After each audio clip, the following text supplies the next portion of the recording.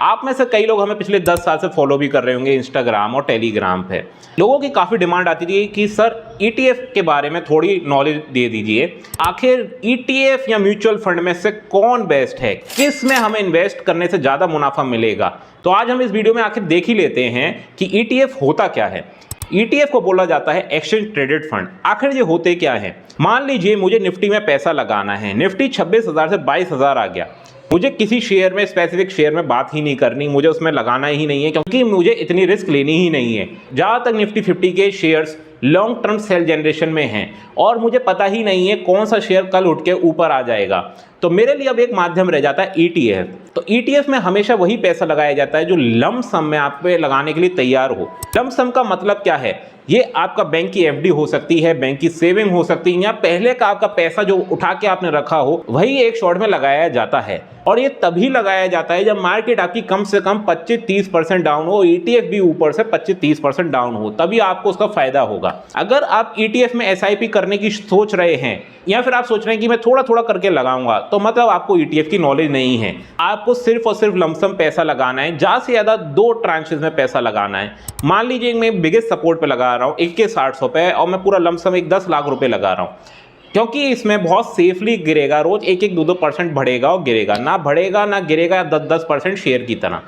दूसरा पैसा अगर खुदा ना खासा निफ्टी अगर मेरा 19,900 आ जाता है, दूसरा पैसा मैं 10 लाख रुपए तब लगाऊंगा। ये जितना गिरेगा उतना आपको मुनाफा देगा 2 साल बाद, क्योंकि ये चलता ही एक ही फैक्टर पे है।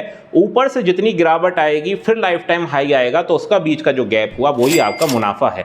ये शेयर की तरह नहीं है आपने 10 रुपए का लिया जो 10,000 हो जाएगा। ETF ऐसे काम नहीं करते। जैसे मान लीजिए आज मैं आपको एक और एग्जांपल देता हूं, मुझे IT सेक्टर का ETF खरीदना है। IT सेक्टर में मान लीजिए 30-40 शेयर हैं, उनका जो एक एवरेज बना, जो ETF बना, मैं उसमें पैसा लगाऊंगा। 40-50% वो ऊपर से डाउन है, मतलब ये आपका बढ़ेगा ही बढ़ेगा, अगले 2-3 साल में लाइफ हाई मारेगा, उससे ऊपर भी जाएगा, क्योंकि एक एवरेज इंडेक्स हो गया। और मुझे पता नहीं कल को कौन सा शेयर भाग जाए, क्योंकि मेरा TCS भी लॉन्ग टर्म सेल जनरेशन में है। इसमें जितना गिरेगा वही आपका मुनाफा है। अगर मेरा 50 गया है, अगर वो 30 आ रहा है, अगर मेरा 25 भी आ रहा है, तो मैं इसमें पैसा लगाऊंगा, इसमें डरूंगा नहीं, क्योंकि ये 1-2 साल बाद लाइफ हाई पे ही मिलेगा। इसमें आपको छोटा छोटा पैसा नहीं लगाना। छोटा पैसा आप लगाते हैं तो आप डायरेक्ट म्यूचुअल फंड में लगाइए, डायरेक्ट शेयर में लगाइए।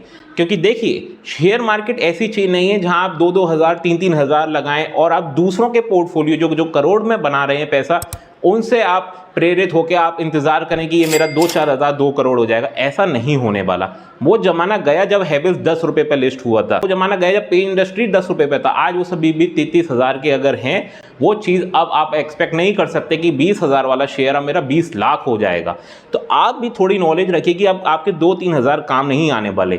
या तो ETF में पैसा निवेश करें, जो भी आपका बैंक का FD का अच्छा पैसा है आप निवेश कर सकते हैं, इसमें कोई रिस्क नहीं होती, कैसी भी रिस्क नहीं होती। हाँ, अगर आप 5-10% ही मार्केट में गिरावट आई है या फिर जब बहुत जंप मार गया जब बाय कर रहे हैं, तो आपकी रिस्क कह लीजिए थोड़ी बढ़ गई, क्योंकि आपको नीचे आपको 20% दिखाएगा, लेकिन आपने जब भी ETF में पैसा लगाया वो आपको 2 साल बाद उसके ऊपर ही मिलेगा। आप इसको म्यूचुअल फंड से कंपैरिजन ना करें, आप इसको शेयर मार्केट से कंपैरिजन ना करें। ना ही ये शेयर्स हैं, ना ही आपके म्यूचुअल फंड हैं।